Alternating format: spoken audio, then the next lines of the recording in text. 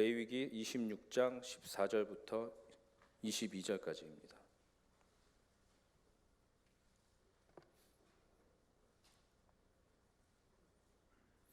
다 같이 한 목소리로 주님께 봉독하겠습니다.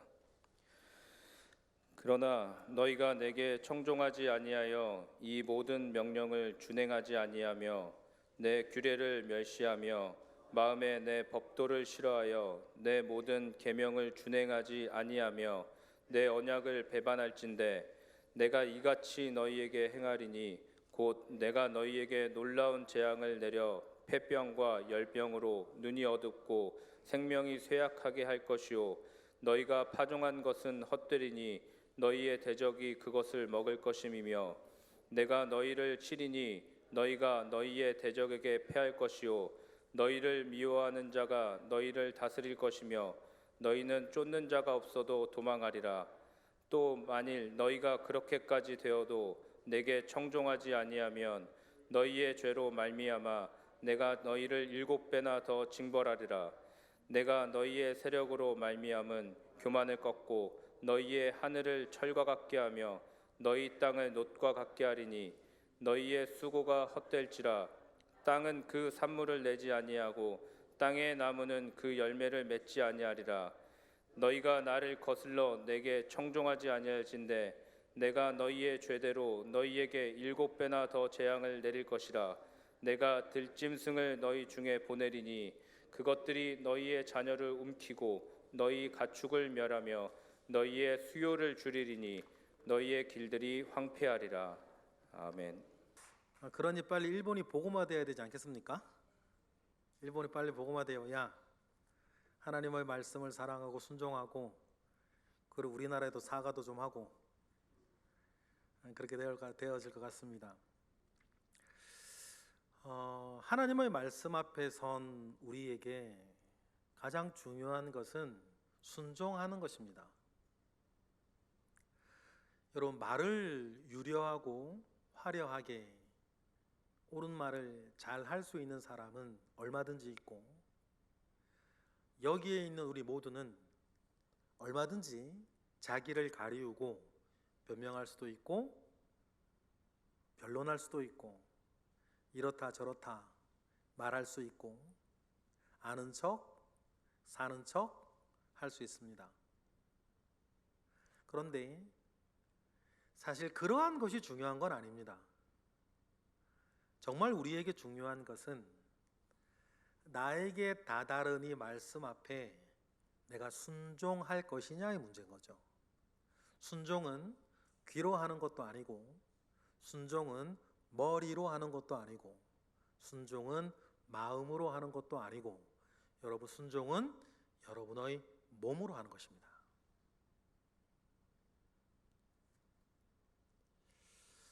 그러니 순종하기 위해서 우리는 하나님의 말씀을 알아야 되는 것이고, 순종하기 위해서 우리는 하나님의 말씀을 믿어야 하는 것입니다.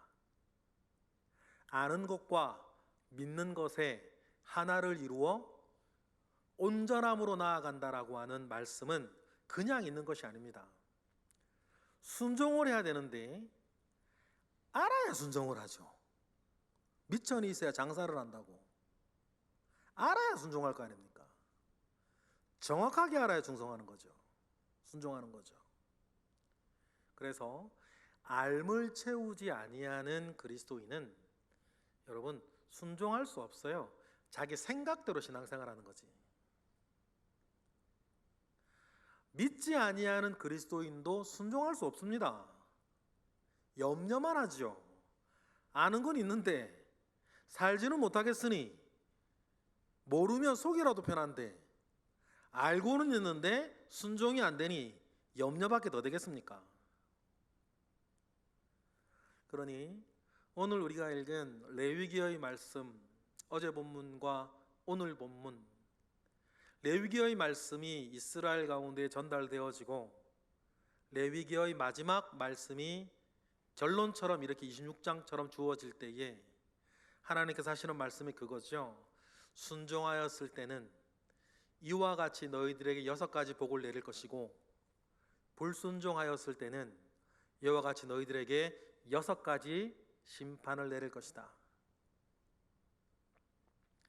그 중에서 오늘 우리가 읽은 말씀은 하나님의 말씀에 불순종하였을 때에 하나님께서 불순종하는 자에게 주시겠다라고 하는 6가지의 심판 가운데에 오늘 본문에 나와 있는 게 3가지, 내일 본문에 3가지. 여러분, 하나님의 말씀에 정말 순종할 줄 알며 순종하며 사는 저와 여러분 되시길 바랍니다. 하나님의 자녀가 되지 않으셨습니까? 하나님의 자녀가 되었으면 말 잘 듣는 하나님의 자녀 되시기를 바랍니다. 여러분, 쟤는 참 말 잘 들어. 쟤는 참 말을 안 들어. 라고 우리 아이들을 키울 때 말할 수 있는데, 어떤 아이가 말 잘 듣는 아이고 어떤 아이가 말 안 듣는 아이입니까? 청력이 좋은 아이는 말 잘 듣는 아이고 청력이 안 좋은 아이는 말 안 듣는 아이인가요?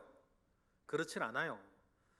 자기 귀에 들린 대로 순종하는 아이는 말 잘 듣는 아이, 자기 귀에 들린 대로 하지 않는 아이는 말 안 듣는 아이인 거예요. 여기에 뭐 다른 이유 붙일 게 뭐가 있어요? 그건 거예요. 그렇다면 다시 한번 여러분, 하나님의 자녀 되셨죠? 하나님의 자녀 된 여러분, 하나님 앞에 말 잘 듣는 자녀 되시길 바랍니다. 그런 한 가지, 순종. 하나님의 말씀 앞에 우리가 할 수 있는 것은 순종밖에 없는 것이고, 때로는 내가 어리석고 때로는 내가 미련하고 때로는 내가 연약하여서 뻔히 알고 있음에도 불구하고 순종하지 못한다면, 순종하지 못하고 있다면 여러분, 변명하는 것이 아니라 가슴을 치는 거예요. 그리고는 기도하는 거죠. 순종할 수 있게 해달라고. 이 몸이 약하고 마음이 약하고 삶이 약하고 담력이 약하고 지혜가 부족해서 내가 혹시나 알고 있음에도 불구하고 도무지 못하겠는 것이 있으면 아이고 난 모르겠다. 그건 그거고, 정말 못된 말 있죠. 설교는 설교고, 도대체 그 무슨 말인지 모르겠어 나는. 설교는 설교래. 그 설교 왜 듣나 모르겠네요. 그렇죠? 만약에 어떤 이유에서건 우리가 순종하지 못하는 것이 있다면 여러분, 가슴을 치며 하나님 앞에 나아가 주님 힘을 달라고. 뭐 할 수 있는 힘이요? 순종할 수 있는 힘을 달라고. 여러분, 그렇게 해 나아가는 것이 우리의 신앙생활의 가장 중요한 요소인 줄 믿습니다. 저는 정말 제가 무섭기도 하고 정말 사랑하기도 하는 말씀 하나 있는데요, 하나님의 말씀에 분명히 이렇게 되어 있죠. 여러분, 출애굽기 33장 19절 한번 펴보실래요? 출애굽기 33장 19절을 보니까 하나님께서, 출애굽기 말씀이면요, 지금 우리가 레위기 말씀을 읽고 있는데 이 레위기 말씀을 하기 직전에 하나님 하신 말씀이에요. 그렇죠? 그때 하나님께서 뭐라고 말씀하시냐면 이렇게 말씀하세요. 우리 다 같이 읽어볼까요? 출애굽기 33장 19절 시작. 여호와께서 이르시되 내가 내 모든 선한 것을 내 앞으로 지나가게 하고 여호와의 이름을 내 앞에 선포하리라. 나는 은혜 베풀 자에게는 은혜를 베풀고 긍휼히 여길 자를 긍휼히 베푸느니라. 무섭기도 하고 사랑하기도 하는 말씀. 주님 분명히 뭐라 그러셨어요? 나는 은혜 받을 만한 자에게 은혜를 베풀고 나는 긍휼히 여길 만한 자를 긍휼히 여기느니라. 그럼 여기서 우리의 질문 하나 반드시 나와야 되는 것 아닙니까? 하나님께 어떤 사람이 은혜 받을 만한 사람일까? 하나님은 어떤 사람을 긍휼히 여기실까? 여러분, 이 질문 앞에 우리가 여러 가지 이야기를 할 수 있지만 우리의 몫으로 우리가 할 수 있는 것은 뭐예요? 하나님의 말씀에 순종하기 위해서 애쓰는 사람인 거예요. 부모님들이 자녀 키울 때 생각하면 똑같아요. 부모의 말씀에 순종하기 위해서 애를 쓰는 자녀면 은혜 베풀만 하십니까? 긍휼히 여길만 하시나요? 그가 좀 실수하고 잘못하고 실패했다 하더라도 부모의 뜻과 부모의 말씀에 순종하기 위해서 애를 쓴다면 바보 같아도 은혜 베풀만 하시죠. 등신 같아도 은혜 베풀만 하지 않으세요?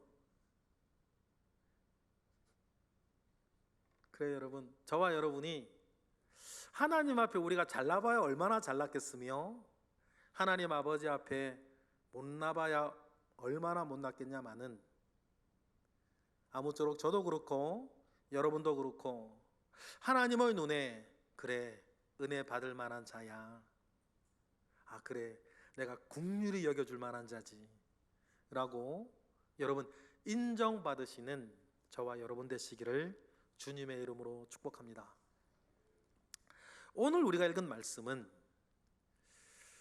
레위기의 결론 같은 말씀인데요, 사실 우리가 지금 누군가와 계약을 할 때에도, 계약서를 여러 번 작성할 때에도 계약을 다 이루기 위해, 계약을 다 완료하기 위한 조건들이 있는데 행여나 갑이나 을이 계약 조건을 잘 이루지 못했을 때, 이행하지 못했을 때엔 그 이행하지 못한 사람에게 주는 페널티 조항이 분명히 있죠.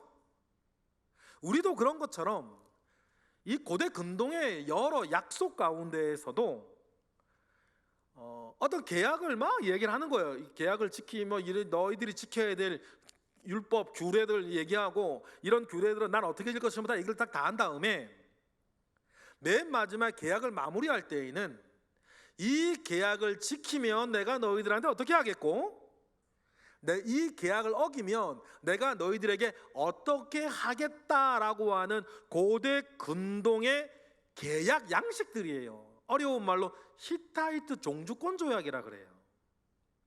히타이트라고 하는 고대 사회에 강력한 제국이 하나 있었는데 그 제국이 지금 레위기보다 조금 앞선 시대예요. 그 제국이 어떤 나라를 점령하고 나서 그 나라와 이제 속국으로 계약을 맺을 때에 내가 너희들에게 요구하는 이러한 조건을 너희들이 잘 지키면 내가 너희들을 요렇게 지켜주고, 만약에 하나라도 어기면 내가 가가지고 너희들 완전히 멸망시켜버리겠다라고 하는 레위기보다 한 몇백 년 앞에 있는 히타이트라고 하는 제국이 고대 근동에 쫙 퍼뜨려 놓은 계약 양식이 있어요. 그런데 재밌는 건 뭐냐면 하나님께서 시내산에서나 이런 이스라엘과 계약을 맺을 때에 히타이트 종주권 조약의 형식을 그대로 가져오세요. 하나님 왜 그러셨을까요? 하나님이 뭘 몰라서가 아니고 하나님과 계약을 맺고 있는 이스라엘 사람들이 지금 우리와 하나님 사이에 어떤 일이 벌어지고 있는지를 누가 알아야 돼요? 이스라엘이 알아야 되는 거예요. 그러니까 이스라엘 사람들 가운데 제일 잘 알려져 있는 히타이트 종주권 조의 양식을 가져와 가지고 하나님께서 시내산 양식도 맺으시고 레위기의 이 조항을 쭉 말씀하시고, 이 조항에 순종하였을 때는 어제와 같은 6가지 축복을 내리고 불순종하였을 때에는 오늘 내일과 같은 6가지 재앙을 너희들에게 내리겠다라고 하는 양식을 하나님께서 이스라엘에게 전달해 주시는 거예요. 그러니 여러분, 이 말씀 앞에 선 이스라엘은 하나님 아버지 앞에 온전하게 이 말씀을 지키겠노라, 또 약속을 해야겠죠. 그래야 계약을 맺는 거니까. 근데 이런 양식은 성경 전체의 시내산에도 있고 레위기에도 있고 또 신명기에도 있어요. 신명기 28장을 한번 찾아보실래요? 신명기 28장이면 여러분 어떤 때예요? 신명기 28장으로 넘어가면 레위기를 받은 이스라엘 백성이 가네스바네아에서 정탐꾼 사건 때 잘못을 해가지고 37년 동안 광야를 빙글빙글 돌아요. 37년 빙글빙글 돌게 되는 이유는 뭐냐면 계약에 불순종하고 순종하지 못했던 이스라엘의 1세대, 출애굽 1세대들이 다 죽기를 기다리면서 광야를 40년 동안 돈단 말이에요. 그리고는 레위기로부터 전체 출애굽으로는 40년, 레위기의 배경으로부터는 37년이 지났어요. 그럼 1세대 출애굽 사람들은 다 죽었네요. 그리고 2세대 사람들이 나와 있겠죠? 그리고 2세대 사람들에게 하나님께서 다시 하나님의 계약을 주시면서 이 계약을 너희들이 잘 지키면 내가 어떻게 하겠고 잘 안 지키면 어떻게 하겠다라고 하는 말씀을 다시 주는 계명이라 그래, 신명기라 그러는 거예요. 그래서 신명기 28장 1절부터 6절을 보시면 성경 찾아서 우리 한번 읽어보실까요? 어제 본문, 오늘 본문의 축약판들이에요. 신명기 28장 1절부터 6절 천천히 읽어보겠습니다. 순종하여서 어떻게 하는가? 1절 시작. 내가 내 하나님 여호와의 말씀을 삼가 듣고 내가 오늘 내게 명령하는 그의 모든 명령을 지켜 행하면 내 하나님 여호와께서 너를 세계 모든 민족 위에 뛰어나게 하실 것이라. 내가 내 하나님 여호와의 말씀을 청종하면 이 모든 복이 내게 임하며 내게 이르리니 성읍에서도 복을 받고 들에서도 복을 받을 것이며 내 몸의 자녀와 내 토지의 소산과 내 짐승의 새끼와 소와 양의 새끼가 복을 받을 것이며 내 광주리와 떡반죽 그릇이 복을 받을 것이며 내가 들어와도 복을 받고 나가도 복을 받을 것이니라. 할렐루야. 이러한 복이 여러분에게 있길 바랍니다. 아멘 하기 쉬운데 이 말 정말 내 것이 되려면 하나님의 말씀에 순종하는 거예요. 그렇죠? 순종하는 거예요. 아멘 한다고 받는 말씀이 아니고 아멘하고 받으면 다 받았게 벌써. 아멘에서 받는 말씀이 아니라 순종해서 받는 말씀인 거예요. 순종하는 저와 여러분 되시길 바랍니다. 하나님 참 말씀도 잘하셔. 나가도 복을 받고 들어와도 복을 받고. 이런 복이 세상에 어디 있어요? 여러분의 삶이 그렇게 되기를 주님의 이름으로 축원합니다. 저는 덕담하는 거고 실현시키는 건 여러분의 순종이에요. 그런데 불순종하면 어떻게 되는가? 15절부터 19절 보실까요? 오늘 본문 축약판 똑같아요. 15절부터 신명기 28장 15절부터 19절 시작.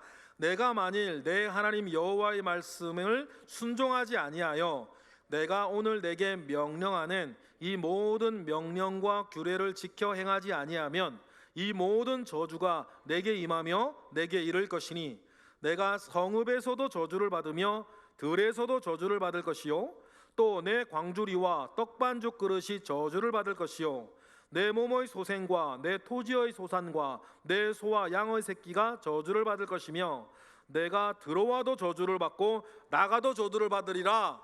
아멘 하지 마세요. 아멘 하면 큰일 나요. 그런데 문제는 우리가 아멘 안 한다고 이 말씀을 안 받는 게 아니고, 그렇죠? 우리가 지금 해리포터 주문해 오는 게 아니지 않습니까? 해리포터 주문해 오는 게 아니죠. 마술사들은 주문해 와서 하는 건데 가끔 우리가 하나님의 말씀을 대할 때 마술사 주문해 오듯이 그렇게 대할 때가 있어요. 지금 우리는 불순종하였을 때 받게 되는 저주의 말씀을 들었는데 아멘하지 말아야지 입 닫는다고 나하고 상관없는 말씀 되는 게 아니고 이게 정말 나와 상관없는 말씀이 되려면 하나님의 말씀에 순종하는 거예요. 여러분, 하나님의 말씀에 이렇게 순종을 해놓고서는 하나님 보고 나보고 내 인생을 책임지라 그러는 거지. 살기는 자기 마음대로 살아놓고서는 나중에 일 터지면 하나님 나 책임지시라 그래. 그래놓고 꼭 붙이는 말이 있어요. 내가 뭘 잘못했다고. 하나님 나에게 왜 그러시냐고. 그렇죠? 여러분, 우리가 하나님께서 우리를 책임지실 만한 사람, 하나님께서 책임지실 만한 인생 사시는 저와 여러분 되시길 바랍니다. 그러면 여러분 다시 한번 기억해 보세요. 나는 은혜 받을 만한 자에게 은혜를 베풀고 나는 긍휼히 여길 만한 자를 긍휼히 여기느니라. 할렐루야. 여러분, 이 말씀 앞에 베껴놓고 보면 나도 뭐 내세울 거 하나 없으나 그래도 하나님의 말씀을 순종하기 위해서 애쓰며 몸부림치던 그 시간을 주님이 아시니 하나님의 눈에 은혜 받을 만한 자, 하나님의 눈에 긍휼히 여길 만한 자 되시는 우리 모두가 되기를 바랍니다. 그래서 오늘 읽어드리기는 싫지만 그래도 생각 본문이 오늘 이 본문이니 불순종하였을 때 받게 될 세 가지 진노에 대해서 우리 오늘 알아볼 건데요. 먼저 오늘 본문에 14절 15절을 보면 하나님의 말씀을 우리가 거역하고 불순종하게 되는 여러분 6가지 단계들이 나와요. 뭔지 한번 보겠습니다. 우리 14절부터 먼저 읽어볼까요? 시작. 그러나 너희가 내게 청종하지 아니하여 이 모든 계명을 준행하지 아니하면, 이가 돼 있어요. 여기에서 하나님의 말씀을 우리가 불순종하게 될 때에 첫 번째가 뭐예요? 청종하지 않는데요. 쉬워요. 듣지 않는다는 거예요. 듣지 않는 거죠. 여기서 좀 더 정확하게 얘기를 하면 지적으로 동의하지 않는다는 거예요. 하나님의 말씀이 이렇다라고 얘기하면 이렇다라고 알면 되는데 저런 방법은 없을까? 하나님의 말씀이 저렇다 얘기하시면 저렇게 믿으면 되는데 이런 방법은 없을까? 자꾸만 다른 길을 찾는 거예요. 지적으로 동의하지 않고 내 육신의 정욕이 변론받을 만한 다른 방법을 찾는 거예요. 그런 사람을 뭐라 그래요? 청종하지 않는 사람. 하나님께서 광야에서 이스라엘 백성들에 대해서 그런 사람을 뭐라 그러냐면 목이 곧은 자, 그런 거예요. 목이 곧다. 농사를 지은 분들은, 저도 농사를 안 져봤지만 목이 곧다라고 할 때 소를 끌고 나귀를 끌고 길을 가는데 좌회전해야 돼요. 그러면 곱비를 잡고 왼쪽으로 곱비를 이렇게 당기면 소나 나귀가 이렇게 와야 되는 거 아니에요. 그런데 그 나귀는 목이 고다. 버티는 거예요. 버티는 거죠. 그러면 어떻게 해야 돼요? 매 맞아야지. 그럼 매 맞는 거예요. 매 맞는 거죠. 여러분, 하나님의 말씀을 청종한다라고 했을 때 청종하지 아니하는 사람은 목이 곧은 사람이에요. 왜 목이 곧을까요? 자기 생각, 자기 주관이 너무 세기 때문이지. 여러분, 자기 주관과 자기 생각이 센 사람은 좋은 점도 있어요. 하나님의 말씀이 한번 들어가면 잘 안 바뀌어. 원래 이런 표현 죄송합니다. 돌대가리라 그러죠? 돌대가리들의 특징이 있다 그러죠? 하나 들어가면 잊혀지질 않아. 막 그런 것처럼 목이 곧은 사람은 하나의 말씀이 들어가면 웬만하면 안 바뀌는데 그 말씀이 잘 안 들어가요. 왜요? 청종하지 않으니까. 여러분, 귀를 활짝 열고 마음을 활짝 열고 하나님의 말씀 앞에 서시기를 바랍니다. 그리고는 모든 명령을 준행하지 아니하며 라고 했어요. 명령을 준행한다 라고 했을 때 이 말의 가장 원초적인 뜻은 만들어내다 라는 뜻이에요. 토기쟁이가 토기를 만들어내듯이 무언가 지능을 가지고 북적 뭘 만들어내는 건데, 준행하지 않는다라면 그 말씀을 가지고 뭔가를 만들어내질 않아요. 청종하지 않았으니까 만들어낼 수도 없겠죠. 그리고 다음에 15절에 보면 또 네 가지가 나와요. 하나님의 말씀을 우리가 불순종하게 되는 네 가지 좀 더 심한 것들이 나오는데, 지금 14절까지는 단순하게 듣지 않고 만들어내지 않는 건데 15절로 넘어가면 점점 심해지죠. 네 가지가 나오는데 읽어볼까요? 15절 시작. 내 규례를 멸시하며 마음에 내 법도를 싫어하며 내 모든 계명을 준행하지 아니하며 내 언약을 배반하며 돼 있어요. 첫 번째 뭐라고 그래요? 내 규례를 멸시하며 라고 돼 있습니다. 멸시하다라고 하는 말은요, 이런 거예요. 딱 멈춰버리는 거예요. 무언가 은혜 생활하다가, 무언가 말씀 생활하다가 어떤 이유에서건, 여러분 분명히 제가 어떤 이유에서라고 그랬습니다. 대한민국이 잘못했던, 교회가 잘못을 했던, 목회자가 잘못을 했던, 장로가 잘못을 했던, 옆에 있는 교우가 잘못을 했던, 내가 잘못을 했던 어떤 이유에서든지 멈추어 버리는 거예요. 멸시한다 그럽니다. 그리고는 법도를 싫어한대요.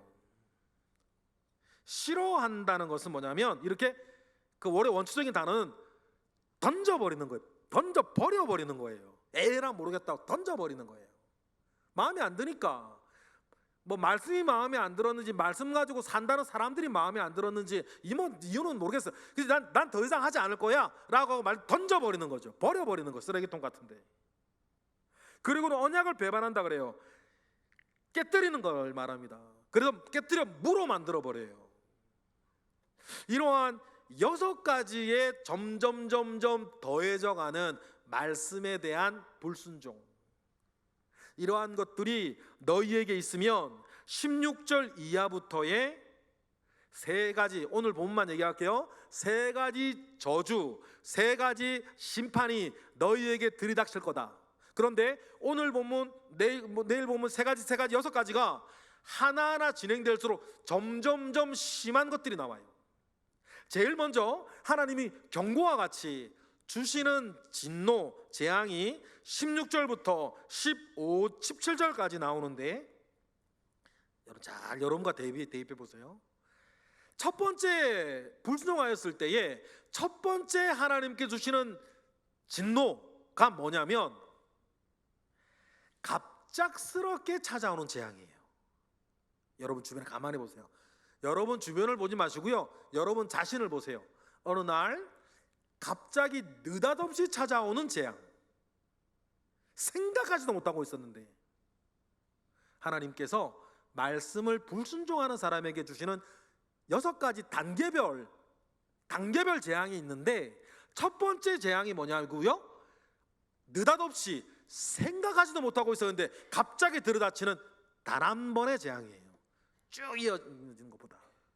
어떤 건지 읽어보겠습니다. 16, 17절 시작. 내가 이같이 너희에게 행하리니 곧 내가 너희에게 놀라운 재앙을 내려 폐병과 열병으로 눈이 어둡고 생명이 쇠약하게 할 것이요 너희가 파종한 것은 헛되리니 너희의 대적이 그것을 먹을 것임이며 내가 너희를 치리니 너희가 너희의 대적에게 패할 것이요 너희를 미워하는 자가 너희를 다스릴 것이며 너희는 쫓는 자가 없어도 도망할 것인데, 이 모든 것들이 어떻게 갑자기 들이닥치는 거예요.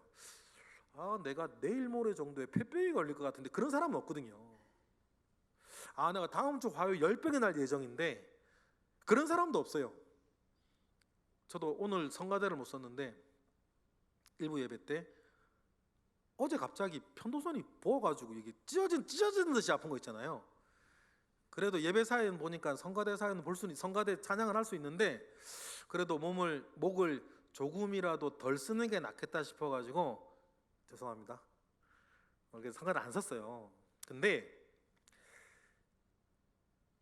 육체에 들어오는 질병을 포함해서 여러분 주변에 어느 날 갑자기 느닷없이 생기는 재난, 고통, 사건들이에요. 여러분 영적으로 이제 기억하세요. 갑자기 들이닥치는 이런 고난과 재앙은 때로는 하나님께서 나에게 주시는 첫 번째 사인이구나. 여러분 꼭 기억하시길 바랍니다. 똑똑한 아이들은, 지혜로운 사람은 맨 처음 부모님 표정 보고 비는 거요. 근데 이런 곰탱이들은 맞아 죽을 때까지 맞는 거 아니에요. 제가 우리 부모님들 그랬는데 저는 그랬던 것 같아요. 계속 맞아 그냥. 저는 계속 맞는 스타일. 근데 이게 맞고 나니까 좋은 건 아니에요. 빨리 그냥 회개하고 잘못했다 그러고 빌면 되는데, 저는 끝까지 맞다가 맞을 거 다 맞고 잘못했다 그러는, 참 미련 곰탱이 같은 그런 스타일이었던 것 같은데, 여러분 하나님께는 절대 그러지 않으셨으면 좋겠어요. 하나님 낯빛을 보고 얘기하면 얼마나 좋겠어요, 그죠? 하나님이 일렁이는 바람같이 나에게 어떤 마음을 주실 때, 아 그렇구나. 우리 교회도요, 제가 누군지 말은 이렇게 실명은 못 밝히겠는데, 어떤 분을 잘 보면 저분께 주신 하나님의 은혜는 회개를 너무 잘하시는 거예요. 그것도 재빨리, 얄미울 정도로 재빨리. 참 그런 분 계셔요. 그래서 하나님께나 주변 사람들한테 정말 사과를 잘하시는 분이 계세요. 그분들 그런 분 보면 참 지혜롭다라는 생각 가져요. 여러분 하나님께, 저도 그렇고 여러분도 그렇고 그런 사람 되기를 바랍니다. 하나님이 느닷없이 어려움을 안아주시면 어려움으로 인해서 다른 원한이나 섭섭함을 가지는 게 아니라, 느닷없이 찾아온 어려움 가운데에선 하나님 앞에 첫 번째 사인을 받았다라고 하는 마음으로 우리 자신을 새롭게 만들어 가시는 저와 여러분 되시길 바라요. 그런데 그런 첫 번째 사인을 주었음에도 불구하고 18절이 그 말이죠. 그래도 회개하지 않는 사람에게는 하나님께서는 두 번째 재앙을 주시는데, 그게 뭐냐면 너를 그동안 잘 살게 하고, 너를 그동안 자랑스럽게 하고, 너를 그동안 살게 하였던 모든 힘을 확 빼버리는 거예요. 여러분 경험하셨고 기억하시나요? 정말 모든 면에서 나의 철저한 무능 앞에 몸서리치던 그날 밤을 기억하세요? 그런 거 없었으면 굉장히 지혜롭거나 저보다 더 미련하거나 그런 분일 텐데, 영적으로나 육적으로나 정말 지독한 무능에 치를 떨던 그날 밤을 여러분 기억하시는지 모르겠습니다. 하나님께서 두 번째 주시는 사인이 그거예요. 그래서 18절 보실까요? 18절부터 20절까지 읽어볼게요. 시작. 또 만일 너희가 그렇게까지 되어서도 내게 청종하지 아니하면 너희의 죄로 말미암아 내가 너희를 7배나 징벌하리라 하셨는데, 7번은 숫자가 중요한 게 우리한테 지금 중요한 건 아니고 더 심한 벌을 주겠다는 거예요. 근데 더 심한 벌의 성격이 뭐냐면 모든 힘을 빼겠다는 거죠. 19절 읽어보겠습니다. 시작. 내가 너희의 세력으로 말미암은 교만을 꺾고 너희의 하늘을 철과 같게 하며 너희 땅을 놋과 같게 하리니, 20절, 너희의 수고가 헛될지라 땅은 그 농산물을 내지 아니하고 땅의 나무는 그 열매를 맺지 아니하는 거예요. 열심히 하고 애쓰고 노력하고 그렇게 해도 땅은 놋과 같아서 아무것도 내지 않고 하늘은 철과 같아서 아무 비도 내리지 아니하면 사람의 모든 수고는 어떻게 되는 겁니까? 완전히 허무하게 되는 거예요. 그러면서 나를 그동안 교만하게 만들었던 모든 힘을 내가 빼버리겠다. 여러분 두 번째에서라도 돌이키면 여러분 땡큐, 그러죠? 여러분 두 번째 단계에서라도 여러분 회개하면 얼마나 감사합니까? 첫 번째에선 실수로 놓치셨다면 두 번째에서는 꼭 돌이키는 저와 여러분 되시길 바라요. 여러분, 저는 너무나 자주 느낍니다. 영적으로나 육적으로 제가 얼마나 무능한 사람인가, 영양가 없는 사람인가, 저는 너무너무 자주 느끼고 있습니다. 그럼에도 불구하고 저도 그렇고 여러분도 그랬던 것처럼 우리가 아주 주저앉지 않는 것은 우리 하나님이 계시기 때문 아닙니까? 그 하나님께로 두 번째 나의 무능과 허무함이 나를 사로잡을 때엔 정말 더 힘차게 더 재빨리 하나님께로 돌아오시는 저와 여러분 되시기를 바랍니다. 그런데 그럼에도 불구하고 두 번째까지도 회개를 안 한다. 그러면 역시 21절에 보면 어떻게 말합니까? 읽어볼까요? 시작. 너희가 나를 거슬려 내게 청종하지 아니한다면 그 말이에요. 내가 너희의 죄대로 너희에게 7배나 더 재앙을 내릴 것인데 22절에 뭐예요? 그죠? 읽어보고 얘기할까요? 시작. 내가 들짐승들을 너희에게 보내리니 그것들이 너희의 자녀를 움키고 너희의 가축을 멸하며 너희의 수요를 줄이리니 너희의 길들이 황폐하리라. 이게 무슨 말이냐면 세 번째 단계는 너희들에게 가장 소중한 것을 내가 가져가겠다는 말이에요. 사람마다 가장 소중한 것이 있습니다. 좀 다를 수 있어요. 들짐승이라 그랬습니다. 들짐승을 이때 나온 이유는 간단합니다. 여러분, 어처구니 없다는 거예요. 이건 일어날 수 없는 일인 거야. 어처구니 없는 일이에요. 근데 어처구니 없는 일 속에서 내가 가장 소중하게 여기는 것들을 가져가는 거예요. 자녀를 가져가고 가축을 가져가고 길들을 황폐하게 만들어버리네요. 자녀가 왜 등장하는지 아시겠죠? 가축 왜 등장하시는지 아시겠어요? 재물 이런 게 잘 중요한 사람도 있으니까.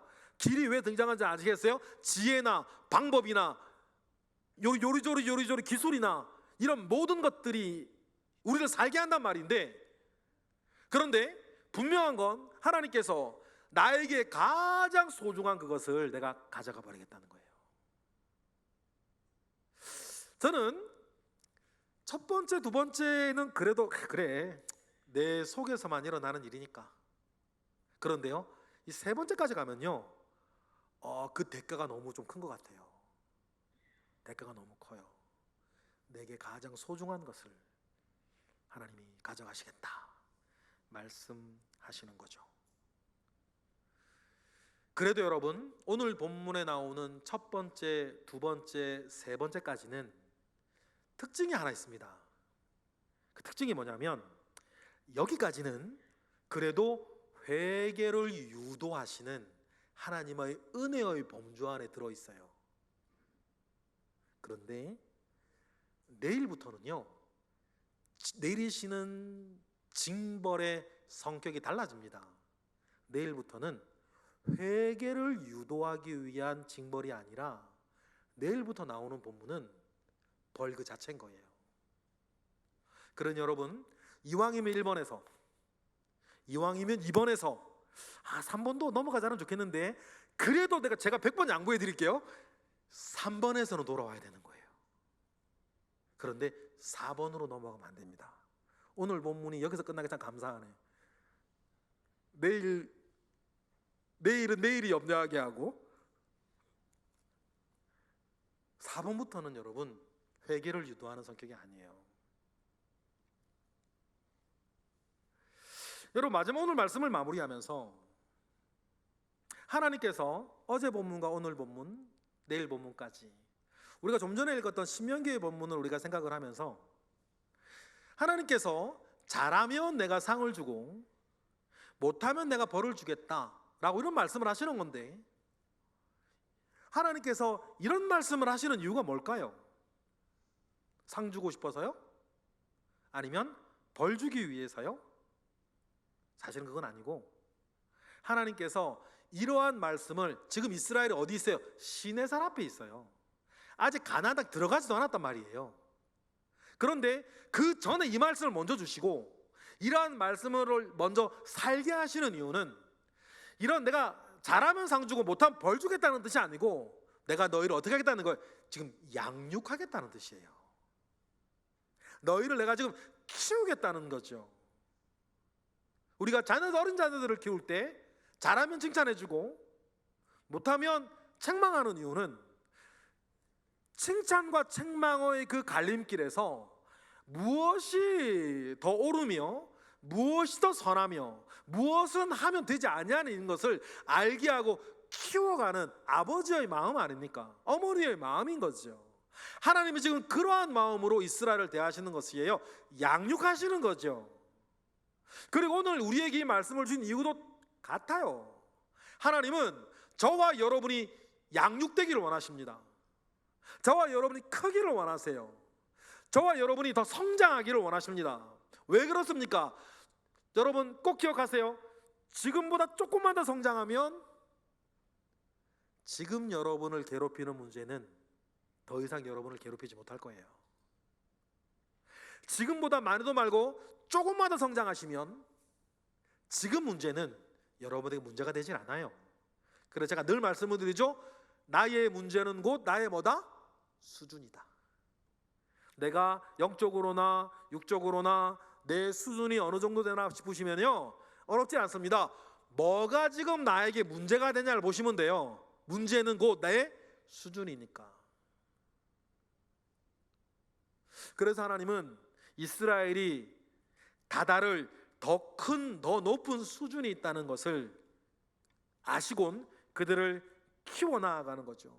그리고 더 잘하면 장성한 아들처럼 상 준다고 더 잘하고 벌 준다고 못하고 뭐 더 잘 그런 거 상관없이 더 잘하면 내가 순종한다면 상 받기 위해서가 아니고 순종한다면 벌 받기 싫어서가 아니고 그런 낮은 이유에서가 아니라 우리가 하나님의 말씀에 순종한다면 나중에 끝까지 잘하면 이유는 단 한 가지 뭐예요?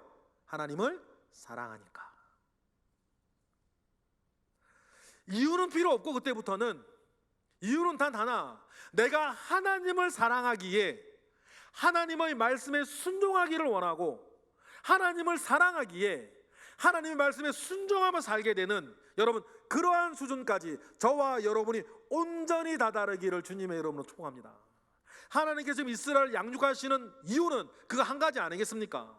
그러니 우리가 마지막으로 성경 한번 찾아볼게요. 로마서 13장. 로마서 13장 8절을 보면 그래서 사도 바울이 다음과 같은 이야기로 로마서를 마무리하는 것 아니겠습니까? 주님도 그런 말씀을 하셨는데 우리가 사도 바울의 이야기를 한번 먼저 읽어볼게요. 8절 로마서 13장 8절 다 같이 시작. 피차 사랑의 빛 외에는 아무에게든지 아무 빛도 지지 말라. 남을 사랑하는 자는 율법을 다 이루었느니라. 할렐루야. 여러분 사랑하면 다 이루는 건 아닙니까? 사랑하는데 이유가 무슨 필요가 있어요? 여러분 이유가 있어야 된다면 덜 사랑하는 거예요. 그렇죠? 인간관계에서도 마찬가지 아니에요? 이유가 필요하고 명분이 필요하고 그런 것이 필요하다는 것은 내가 덜 사랑하기 때문이에요. 내가 주님을 사랑하되 온전히 사랑하면 여러분 그때는 이유가 필요 없는 것 아닙니까? 이유는 단 하나, 사랑하니까. 그래서 말씀에서 뭐라 그래요? 사랑하는 자는 율법을 다 이루느니라. 마지막으로 10절 읽어볼까요? 시작. 사랑은 이웃에게 악을 행하지 아니하나니 그러므로 사랑은 율법의 완성이니라. 그래서 여러분 우리가 신앙생활하는 이유, 교회생활하는 이유, 신앙생활과 교회생활을 더 잘하고 싶은 이유는 다른 이유에서가 아니라 내가 주님을 사랑하되 더 사랑하기 때문이라는 그 수준까지 여러분, 저와 여러분이 자라나기를 축복합니다. 저는 생명의 샘가로 큐티를 할 때에 여러분도 그거 느끼셨으면 좋겠는데, 어떤 책은요 끝나는 게 섭섭해. 좀 더 했다. 레위기가 26장까지가 36장까지 있었으면 좋겠다. 어떤 사람들은 레위기 어렵고 뭐 그렇다, 뭐 읽을 때 뭐 통독할 때 함정이다, 뭐 그런 얘기도 많이들 하시는데요. 여러분 좀 느끼셨으면 좋겠어요. 레위기 한 절 한 절 읽다 보니까 참 말씀이 정말 정말 좋구나. 정말 이렇게 귀한 말씀이었구나. 요즘 제가 그런 느낌이 있어요. 왜 레위기는 26장밖에 없는 거야 대체. 한 46장까지는 돼야지. 그런 생각이 제게 있어요. 레위기 다 끝나가는데 지금까지 큐티 안 하신 분들은 제가 무슨 말하는지 모르시는 분들이고, 또 무슨 소리인지 모르시는 분들이고, 큐티를 제대로 하신 분들은 제가 무슨 말씀하시는지 알 거예요. 아쉽게도 레위기의 말씀이 이제 끝납니다. 아가서가 시작이 되네요. 저는 아가서 별로 안 좋아해요. 농담이고요. 그만큼 레위기가 좋다는 뜻이죠. 레위기가 이제 며칠 안에 끝나는데, 여러분, 레위기를 통해서 우리 하나님이 어떤 분이시고 하나님의 성품은 어떤 분이시며 하나님께서 우리에게 기대하는 바는 무엇인지를 여러분 잘 깨닫고 알아나가시기를 원하고요. 그리고 맨 처음 말씀드렸던 것처럼 하나님의 말씀 앞에 선 우리에게는 한 가지밖에 없다. 그게 뭐요? 순종. 순종의 이유는 사랑하니까. 그러한 저 여러분 되시기를 주님의 이름으로 축복합니다. 기도하겠습니다. 할렐루야. 하나님, 감사와 영광을 올려드립니다. 크신 은혜 가운데에 우리가 오늘 있습니다. 오늘 우리의 삶 가운데에 주님 함께 하옵시고, 하나님의 말씀이 우리에게 매일매일 주어질 때에 그 귀한 말씀 붙잡고 우리를 잘 만들어 나아갈 수 있도록 주여 역사하여 주옵소서. 예수 그리스도의 이름으로 기도드렸나이다. 아멘.